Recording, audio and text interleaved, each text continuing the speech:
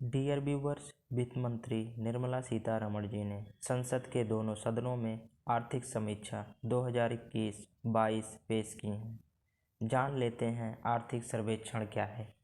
यह एक महत्वपूर्ण वित्तीय दस्तावेज है जिसे आमतौर पर बजट से एक दिन पहले संसद के दोनों सदनों में पेश किया जाता है। बात कर लेते हैं इनके महत्व की। आर्थिक सर्वेक्षण पिछले वित्तीय वर्ष में सभी क्षेत्रों जैसे औद्योगिक, कृषि, औद्योगिक उत्पादन, रोजगार, कीमतों, निर्यात आदि के विस्तृत सांख्यिकीय डेटा का विश्लेषण प्रदान करके आर्थिक विकास की समीक्षा करता है। जान लेते हैं इनके प्रमुख बिंदुओं के बारे में। इस बार के सर्वेक्षण में आने वाले वित्तीय वर्ष के लिए 8 से 8.5% की आर्थिक वृद्धि का अनुमान लगाया गया है, जो चालू वित्त वर्ष में अनुमानित 9.2% की वृद्धि से नीचे है। अगले वित्तीय वर्ष में आपूर्ति पक्ष में सुधार, पूंजीगत व्यय और निर्यात की विकास में प्रमुख भूमिका होगी। वित्तीय वर्ष 2021-22 के लिए कृषि विकास दर 3.9% और औद्योगिक विकास दर 11.8% पर देखा गया। सेवा क्षेत्र की बात कर लेते हैं। पिछले वर्ष की वर्ष भांति 8.4% से घटकर 2021-22 में 8.2% हो जाएगी। 31 दिसंबर 2021 को विदेशी मुद्रा भंडार 634 बिलियन अमेरिकी डॉलर रहा, जो 13 महीनों से अधिक के आयात के समतुल्य और देश के विदेशी ऋण से अधिक है। 2021-22 में निवेश में 15% की जोरदार वृद्धि होने का अनुमान जताया जा रहा है। दिसंबर 2021 में उपभोक्ता मूल्य सूचकांक के साथ 5.6% महंगाई दर लक्ष्य के अनुसार सहन योग्य दायरे में है। अब बात कर लेते हैं अप्रैल-नवंबर 2021 के लिए। राजकोषीय घाटे को बजट अनुमानों के 46.2% तक सीमित किया गया। महामारी के बावजूद पूंजी बाजार में तेज वृद्धि। अप्रैल-नवंबर 2021 के दौरान 75 IPO जारी करके 89,000 करोड़ रुपए से अधिक धनराशि जुटाई गई, जो पिछले दशक के किसी भी वर्ष की तुलना में काफ़ी अधिक है। सूक्ष्म अर्थव्यवस्था स्थायित्व संकेतों के अनुसार भारतीय अर्थव्यवस्था 2022-23 की चुनौतियों का सामना करने में सक्षम है। बात कर लेते हैं भारतीय अर्थव्यवस्था पर एक नज़र।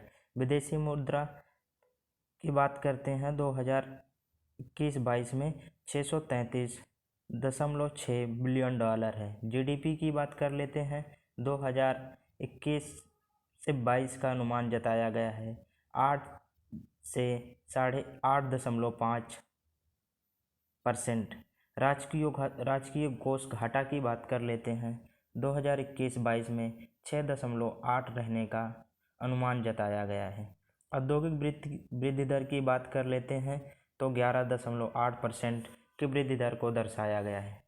सेवाओं की बात कर लेते हैं। सेवाओं में 8.2% की वृद्धि देखी गई है, यानी कि पहले 2020-21 में 8.4 था। प्रेजेंट टाइम में 21-22 के सर्वेक्षण के अकॉर्डिंग 8.2 होने का अनुमान जताया गया है। देख लेते हैं अर्थव्यवस्था की स्थिति। वर्ष 2021-22 में भारतीय अर्थव्यवस्था में अनुमान 9.2% की वृद्धि। 2022-23 में वृद्धि होने वाले कारक कौन कौन से हैं? बात कर लेते हैं। वैक्सीन का बड़े पैमाने पर विस्तार, आपूर्ति पक्ष सुधारों में बढ़ोतरी, नियमों में ढील, निर्यात में मजबूती, पूंजीगत व्यय में उल्लेखनीय वृद्धि आदि सारी एक्टिविटीज़ अर्थव्यवस्था की स्थिति वर्ष 2021-22 में 9.2% की वृद्धि को अनुमानित किया गया है। महामारी के पूर्व स्तर पर अर्थव्यवस्था की बहाली के बारे में देख लेते हैं तो 2022 और 23 में GDP 8.0 से 8.5% की वृद्धि का अनुमान लगाया गया है। देख लेते हैं विश्व बैंक ने भारत की GDP का अनुमान क्या दिया है। विश्व बैंक द्वारा भारत के जीडीपी में वृद्धि का अनुमान 8.7% है। एशियाई बैंक की बात कर लेते हैं तो उन्होंने अनुमान लगाया है 7.5% रहने का।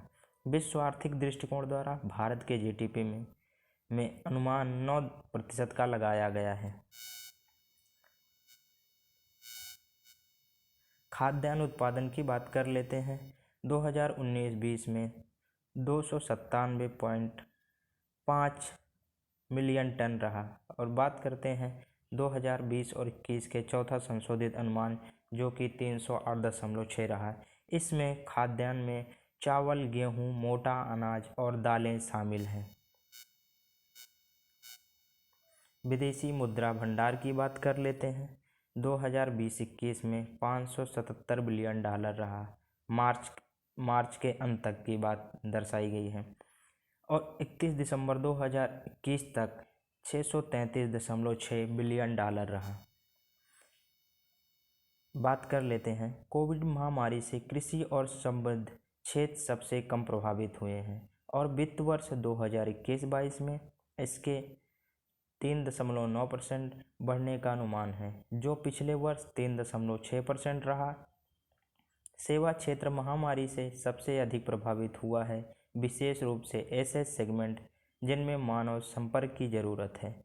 पिछले वर्ष के 8.4% के संकुचन के बाद इस वित्तीय वर्ष में इस क्षेत्र में 8.2% बढ़ने का अनुमान लगाया गया है। सरकारी खर्च से महत्वपूर्ण योगदान के साथ 2021-22 में कुल खपत में 7% की वृद्धि होने का अनुमान है।